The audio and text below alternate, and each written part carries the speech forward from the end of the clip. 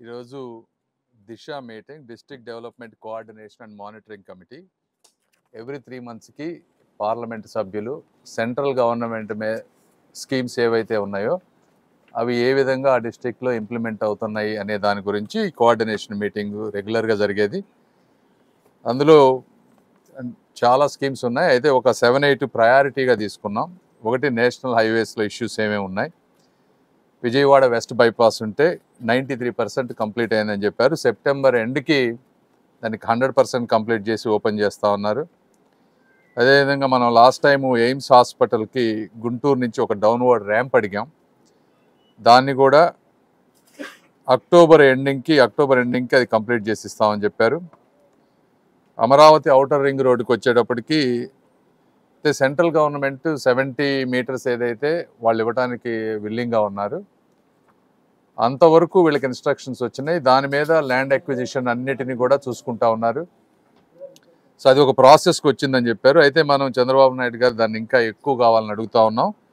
ప్రస్తుతానికైతే 70 మీటర్స్కి అయితే జూలై ఎండ్కి చాలా వరకు ఒక ఐడియా వస్తుంది ఎంతవరకు తీసుకునేదని చెప్పారు.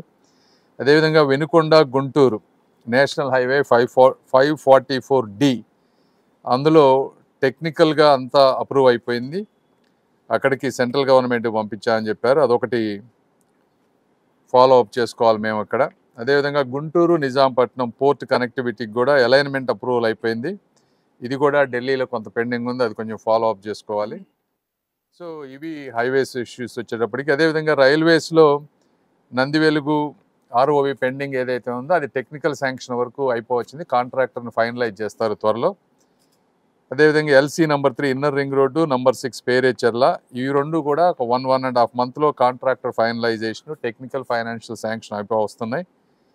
ఎల్సీ 14 ఇంకా ఇష్యూ కొన్ని స్మాల్ ఇష్యూస్ ఉన్నాయి.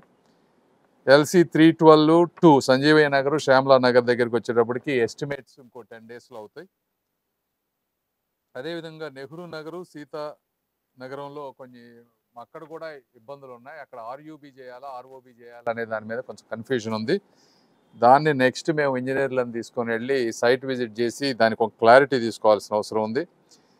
గుంటూరు మున్సిపల్ కార్పొరేషన్కి వచ్చేటప్పటికి అమృత్ 2 స్కీము నిన్న టెండర్స్ కాల్ఫర్ చేశారు. వీళ్ళు అనేది జూలై 21కి టెండర్ ఫైనలైజేషన్ అయ్యి ఆగస్టు 15కి వర్క్ స్టార్ట్ అవుద్దని చెప్పారు.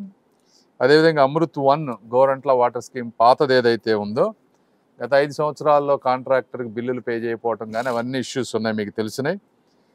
ఆ కాంట్రాక్టరు ఈరోజు మళ్ళీ అదే బిల్లులు చేయాలంటే చేయలేని పరిస్థితి, కాంట్రాక్టర్ రెస్పాండ్ అవ్వట్లేదన్నారు. సో ఆ కాంట్రాక్టర్ని మరి తీసేసి కొత్త కాంట్రాక్టర్ని తీసుకొని వచ్చి ఒక 4 మంత్స్లో దీన్ని ఎట్లా తీసుకువెళ్ళాలనే దాని మీద కమిషనర్ గారు క్లారిటీ ఇచ్చారు. ఇవి కాకుండా జల్ జీవన్ మిషన్ ఒకటి ఉంది.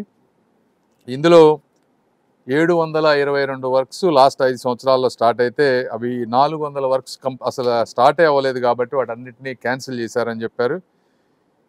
ప్రోగ్రెస్లో ఉన్నాయి 300 వర్క్స్ ఉన్నాయి. ఇందులో కూడా ఒక 6 కోట్ల నుంచి 10 కోట్ల వరకు బిల్లులు కొంత పెండింగ్ ఉన్నాయి. సో ఈ జల్ జీవన్ మిషన్ అనేది నెక్స్ట్ లెవెల్కి తీసుకువెళ్లాల్సిన పరిస్థితి ఉంది.